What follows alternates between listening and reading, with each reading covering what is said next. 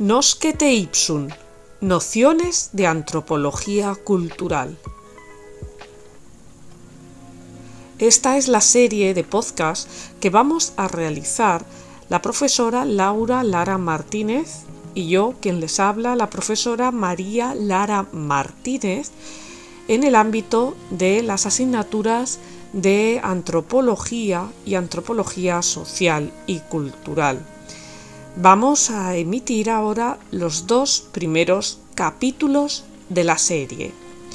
Entre los objetivos de aprendizaje de este podcast se encuentran el análisis de la ciencia del ser humano aplicada a la interpretación cultural, así como que el estudiante identifique en la antropología episodios estimulantes para aterrizar en la materia, tales como los viajes y el poder de la imaginación.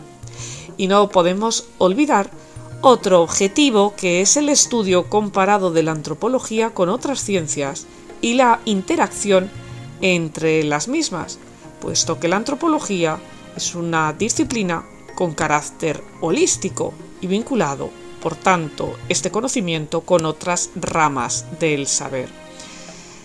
El presente trabajo va a ser una dilogía de dos podcasts y la hemos titulado Noscete ipsum, nociones de antropología cultural, puesto que planteamos ambos podcasts como dos lecciones antropológicas que implementaremos en las aulas de los grados en psicología y en criminología.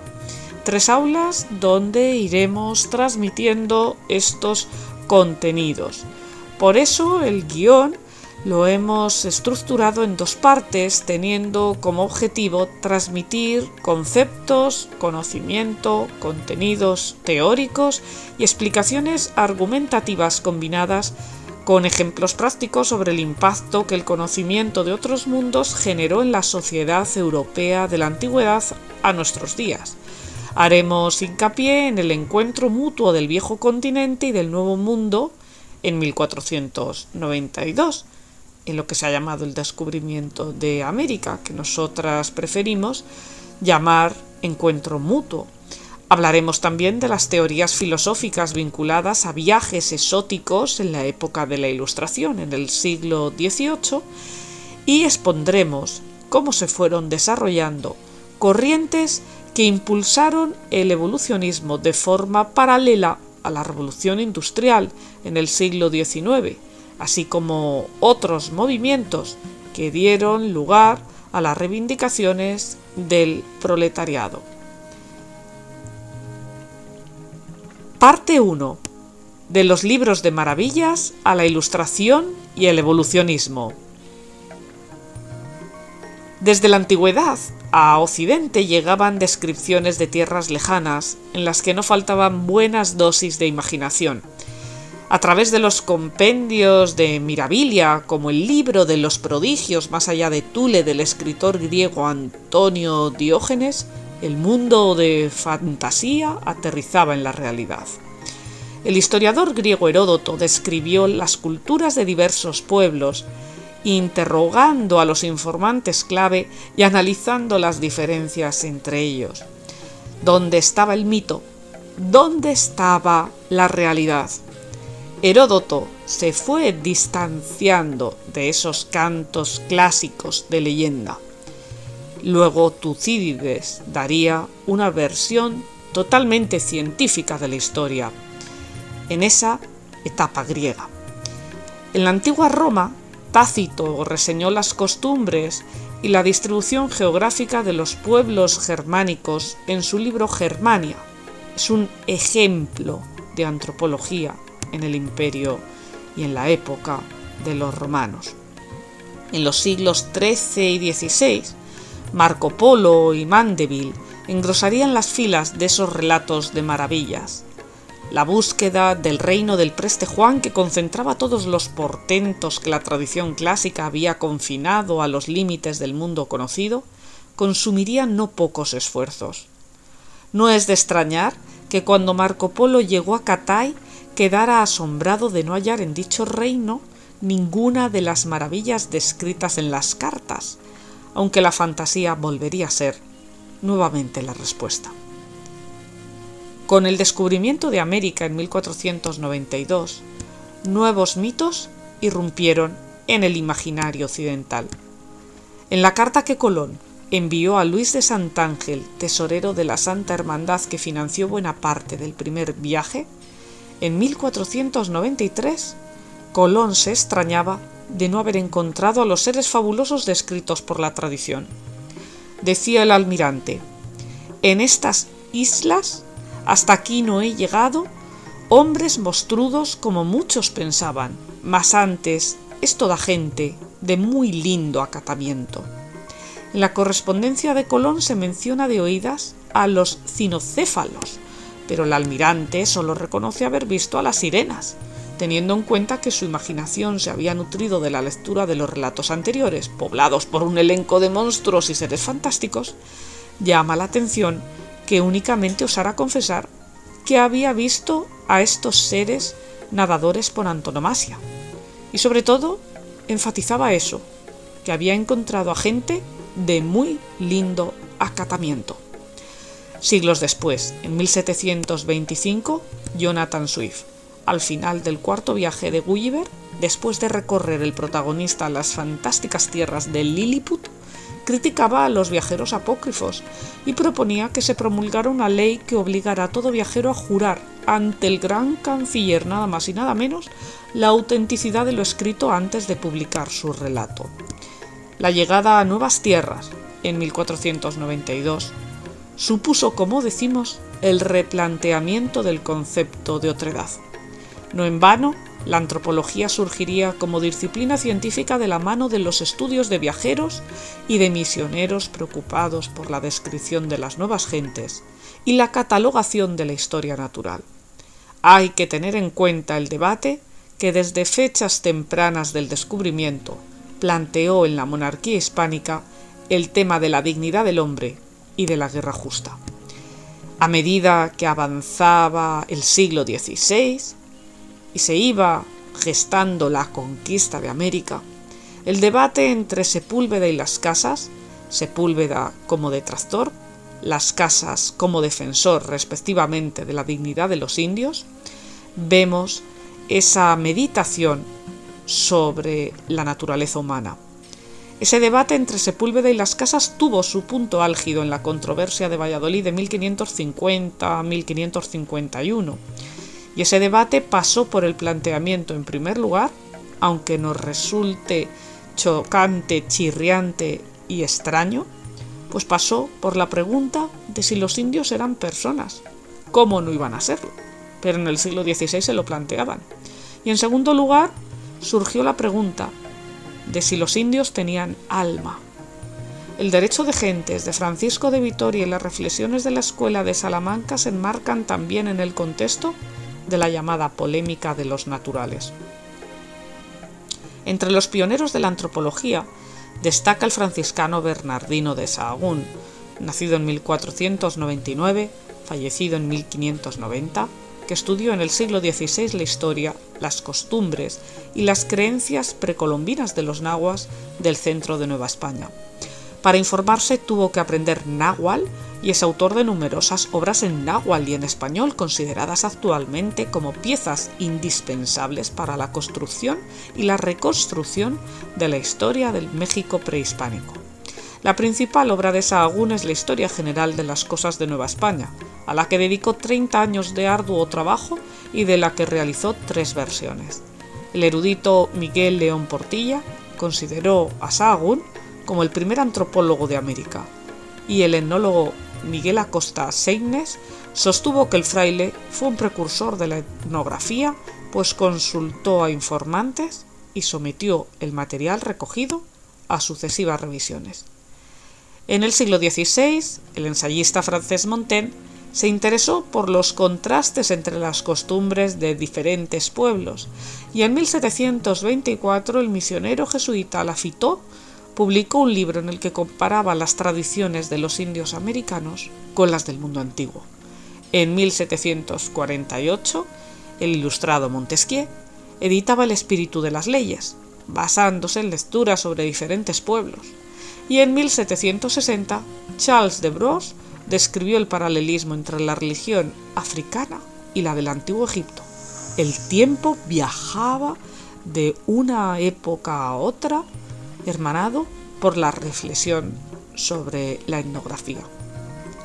En el siglo XVII el viaje a tierras lejanas se había convertido ya en toda una institución disponible lógicamente para los espíritus que hallaban el mecenazgo de algún erudito pudiente que les financiara el viaje. Recordemos, por ejemplo, un pasaje del discurso sobre el origen de la desigualdad entre los hombres, en el que Jean-Jacques Rousseau reflexionaba sobre el impacto del viaje a nivel cultural y político en su tiempo. Decía el ilustrado Rousseau que también abriría las puertas del romanticismo. Hoy en día, cuando el comercio, los viajes y las conquistas unen cada vez a los más diversos pueblos y cuando sus formas de vida se acercan sin cesar por la frecuente comunicación, se observa que ciertas diferencias nacionales han disminuido.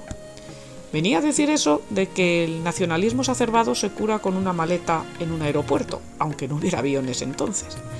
No obstante, el filósofo ginebrino, divulgador de la imagen del buen salvaje, no dejaba de expresar en el Emilio sus desconfianzas hacia la filantropía que a menudo maquillaba estos viajes.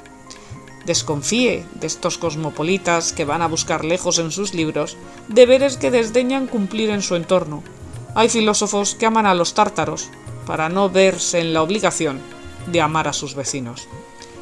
También en el siglo XVIII, concretamente en 1772, Diderot redactó el suplemento al viaje de Bougainville. 6 años antes, el capitán y matemático Bougainville había iniciado en Nantes un viaje alrededor del mundo. A su regreso a Saint-Malo, el 16 de marzo de 1769, volvió con un tahitiano, Autourou, que causó la expectación en París y fue recibido incluso por el rey Luis XV, aunque pronto Autourou quiso volver a la tierra de sus padres, y el propio Bougainville pagó su viaje de retorno. Pero Autourou nunca llegaría a su destino, para describir la locura entre comillas de las costumbres francesas. Murió de viruela en la travesía. A principios de 1771, Bougainville publicó su viaje alrededor del mundo, una obra seria cuyas páginas más famosas fueron las relativas a Tahití, conocida entonces como Nueva Cíteres. La narración del viaje debió despertar el interés de Diderot, que redactó una reseña favorable en la correspondencia literaria, reseña que no fue editada, pero en ella afirmaba: «He aquí el único libro de viaje cuya lectura me ha inspirado gusto por otra región que la mía». Diderot debió valorar especialmente 2 aspectos de la obra de Bougainville: la colisión del sensualismo tahitiano con la moral tradicional europea y el discurso anticolonialista. Asimismo, la exaltación del mito de la Nueva Cíteres incitaría al disidente político, crítico de las costumbres de su tiempo, a escribir el suplemento al viaje de Bougainville, que no vería la luz hasta 1796, 12 años después de su muerte. De modo progresivo, entre las diversas partes de la tierra conocida se fue creando un flujo de comunicación. Todo ello influirá en los intelectuales de los siglos XVII y XVIII. En la teoría o en la práctica se iban acercando a nuevas realidades. ¿Y qué factor hace que la humanidad sea una?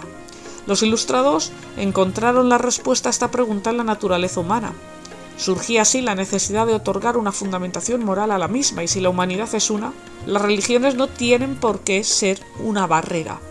La religión natural, aquella que se encuentra libre de todo cuanto excede los límites de la naturaleza y de la razón, aquella que reconoce la existencia de unos principios comunes entre los individuos, válidos para guiar una conducta moralmente buena, es la fórmula correcta para los ilustrados deístas del XVIII.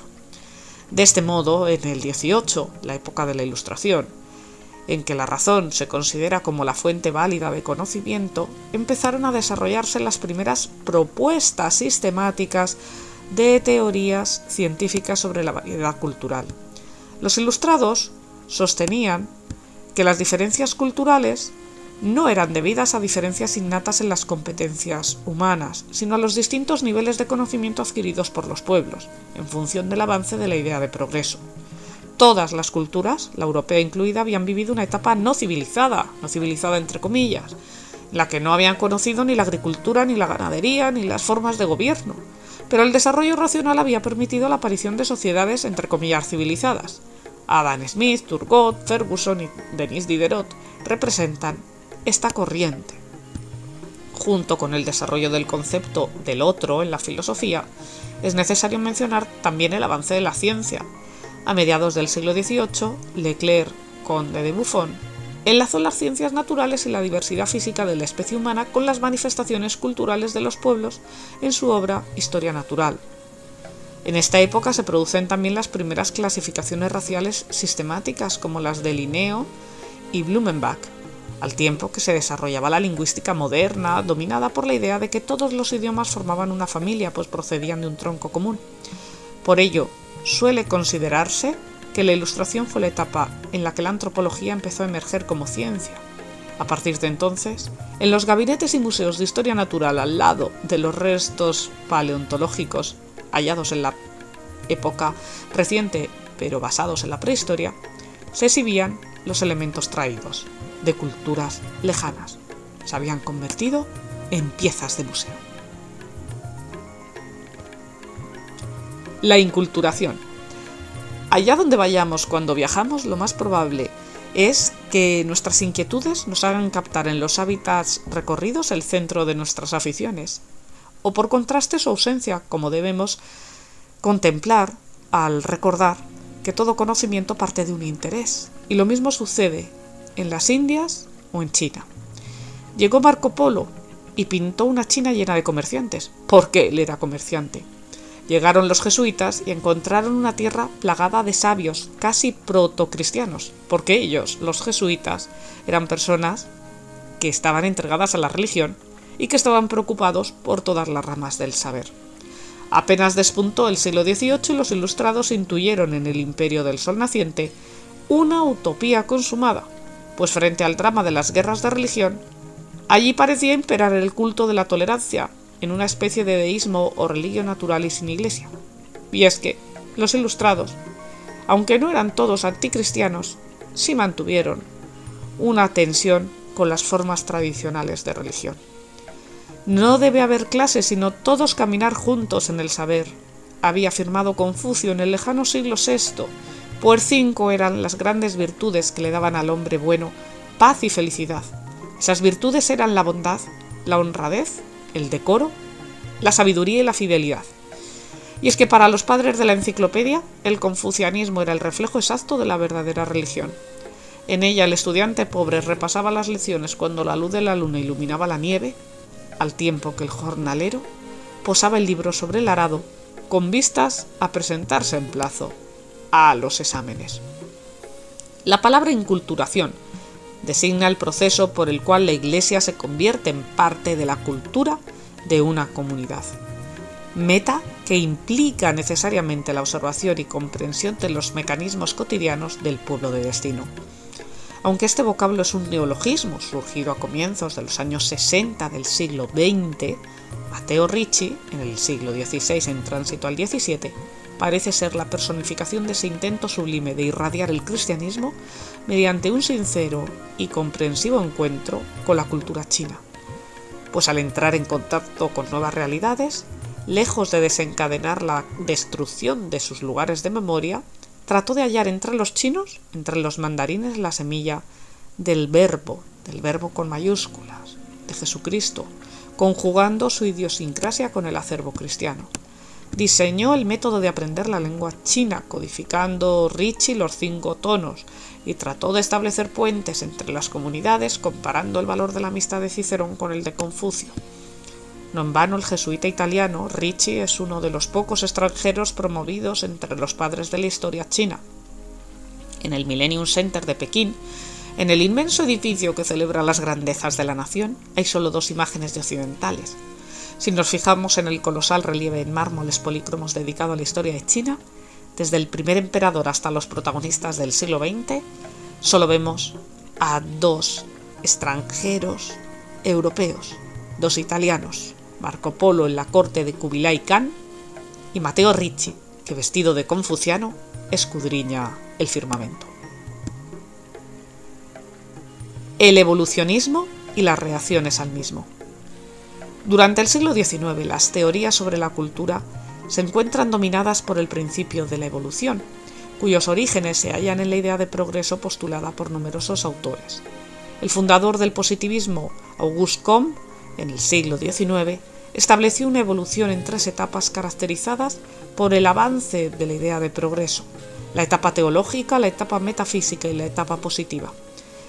Un poco antes, el filósofo alemán Hegel, el padre de la filosofía contemporánea, describió un sistema que tenía sus orígenes en la época en que solo el hombre era libre, el tirano asiático, y proseguía por otra en la que algunos eran libres, las poleis griegas, y finalizaba en otra etapa en la que todos deberían ser libres, las monarquías constitucionales europeas. Uno de los esquemas que ha gozado de mayor fama es el propuesto por el antropólogo estadounidense Lewis Henry Morgan, fallecido en 1881. En su obra Ancient Society diferenciaba 3 estadios que habían supuesto un perfeccionamiento progresivo: salvajismo, barbarie y civilización. En el salvajismo, la filiación era femenina, pero en la barbarie superior, etapa final de ese estadio, con la aparición de la metalurgia, la filiación pasó a ser masculina. La transición del salvajismo a la barbarie vino marcada por la invención de la agricultura y de la alfarería, y el paso de la barbarie a la civilización se produjo con la invención de la escritura. El enfoque evolucionista y su impacto en la moral tradicional, dominada por el creacionismo, supuso también un influjo en aquellos momentos en que estaba replanteándose cómo se había gestado al ser humano actual.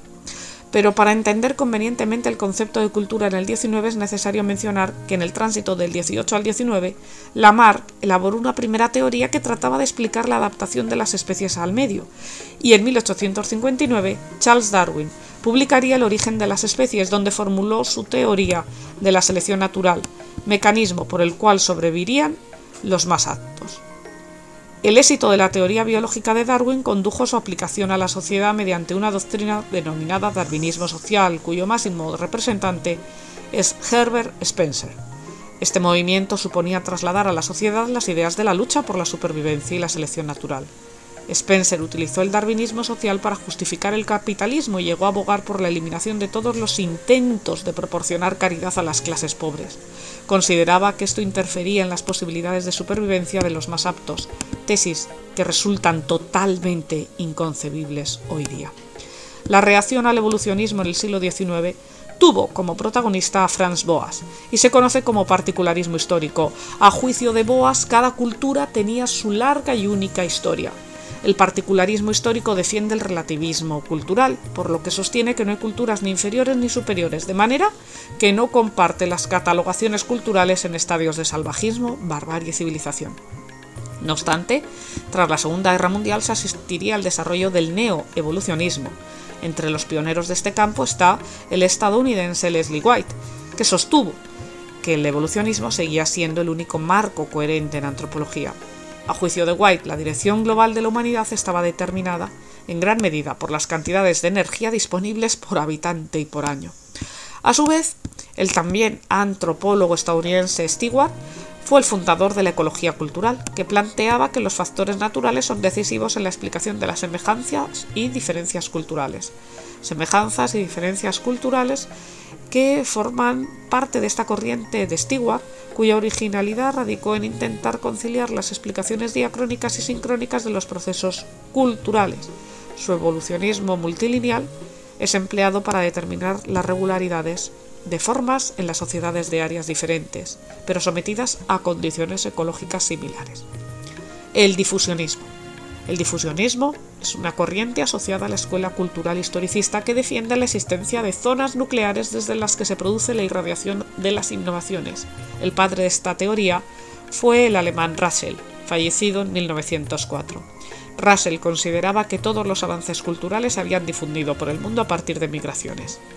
El autor difusionista más radical fue el británico Grafton Elliot Smith, que estimó que el antiguo Egipto fue el origen de toda civilización, incluida la americana. Difusionismo monocéntrico. Nosce te ipsum, nociones de antropología cultural, por Laura Lara y María Lara.